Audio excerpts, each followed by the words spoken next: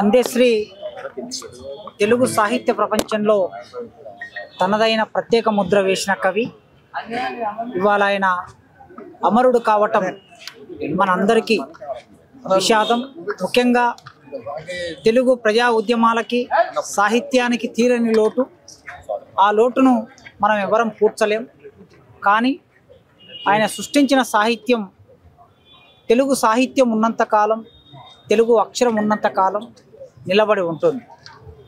సామాన్య జీవితం నుంచి వచ్చిన వాడు పూర్తిగా చదువు, అకాడమిక్ చదువులు పూర్తి చేయకుండా చిన్నప్పుడు పశువులుగాసే పాలబుగ్గల జీతగాడిగా ఉండి ఆ తర్వాతి క్రమంలో హైదరాబాద్కి వలస జీవితంతో హైదరాబాద్కు వచ్చి బతుకుదెరువు కోసం అనేక పనులు చేసి ఆ క్రమంలో అక్షరాలని చదవటం, రాయటం కొద్ది మేరకు నేర్చుకొని సాహిత్యానికి దగ్గరయ్యాడు. ఆయన సృష్టించిన సాహిత్యం చాలా భిన్నమైంది. తెలుగు సాహిత్య ప్రపంచంలో ఆధునిక కాలంలో పాటని ఒక ప్రత్యేకమైన ప్రక్రియగా, కవిత్వంలో పతాక స్థాయికి తీసుకెళ్లిన వ్యక్తి ప్రజా యుద్ధ నౌక యుగకర్త గద్దరన్న. గద్దరన్న వేసిన ప్రభావం తర్వాతి కవుల మీద ఉన్నది. ఆ గద్దరన్న ప్రభావంతో చాలా సందర్భంలో అందశ్రీ గారు చెప్పుకున్నారు, మా అందరికీ పునాది వేసిన వ్యక్తి గద్దర్. ఆ గద్దరు వేసిన పునాది మీద పాటలు రాయటం, మాటలు చెప్పటం మేమందరం నేర్చుకున్నామని అన్నాడు. అట్లా గద్దరు సృష్టించిన ప్రజా సాహిత్యపు వెలుగులో ఆయన రూపొందించిన పునాదిలో భాగంగా అందశ్రీ పాటను ఎత్తుకున్నాడు. నిజానికి చాలామంది పాటలు రాసే కవులు ఇప్పటికీ ఉన్నారు, ఆనాడు ఉన్నారు. గద్దరన్నతో సమకాలీనంగా గూడ అంజన్న లాంటి వాళ్ళు, చెరబండరాజు లాంటి వాళ్ళు పాటలు రాశారు. కానీ అందశ్రీకి ఉన్న ఒక ప్రత్యేకత, ఎవరికి లేని ప్రత్యేకత. వీళ్ళందరూ డిగ్రీ వరకు చదువుకున్న వాళ్ళు, ఇంటర్మీడియట్ వరకు చదువుకున్న వాళ్ళు, కనీసం 10th క్లాస్ వరకు చదువుకున్న వాళ్ళు. ఏనాడు పాఠశాలకు వెళ్లకుండా అక్షరాన్ని అదిమి పట్టి ఒడుపుగా ప్రయోగించిన వ్యక్తి అందశ్రీ. అది ఆయన ప్రత్యేకత. ఆ అందశ్రీ పాట బహుశా నాకు తెలిసి 1993 అనుకుంటా ఆయన మొదటి పాట వచ్చింది. 93 అంటే ఇప్పటికి 30 ఏళ్ళు గడిచిపోయింది ఆయన పాట వచ్చి. తర్వాత తెలంగాణ ప్రజలందరూ ఉద్యమ గానం చేసిన పాట మనందరికీ తెలుసు. ఆనాడు రోడ్డు మీద పోరాటం, ట్యాంకు బండి మీద పోరాటం, నెక్లెస్ రోడ్డు మీద పోరాటం, పాఠశాలలో పోరాటం, కళాశాలలో పోరాటం.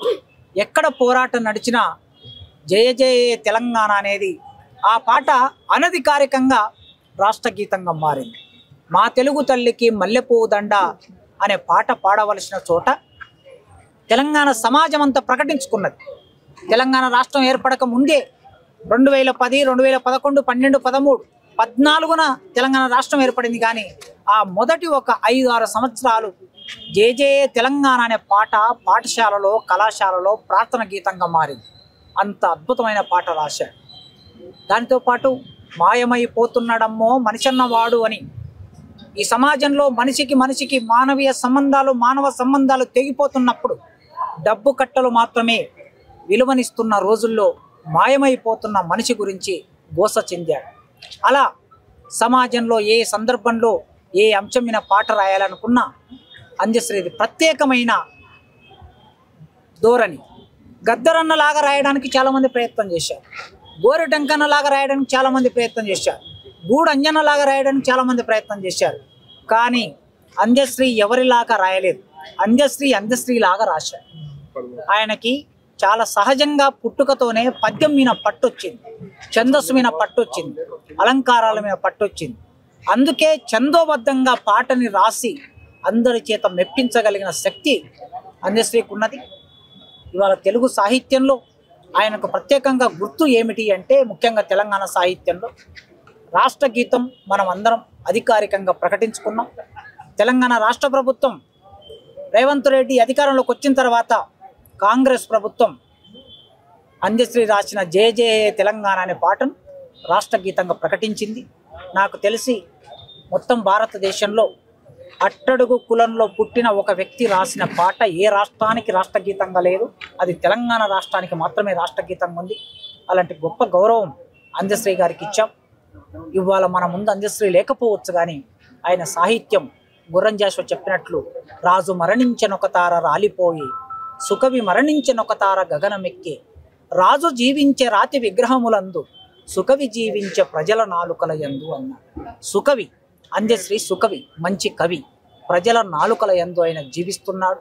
కానీ ఆ కుటుంబానికి మనం ఆయన లేని లోటును తెచ్చివ్వలేము. ఆ కుటుంబానికి ప్రగాఢ సానుభూతి ఉస్మానియా విశ్వవిద్యాలయం తరపున, విప్లవ రచయితల సంఘం తరపున ఆయన కుటుంబానికి ప్రగాఢ సానుభూతి వ్యక్తం చేస్తూ, తెలంగాణ సమాజం అంతా ఆ కుటుంబానికి అండగా ఉన్నది అని ఒక భరోసా మనం అందరం కలిగించాలి.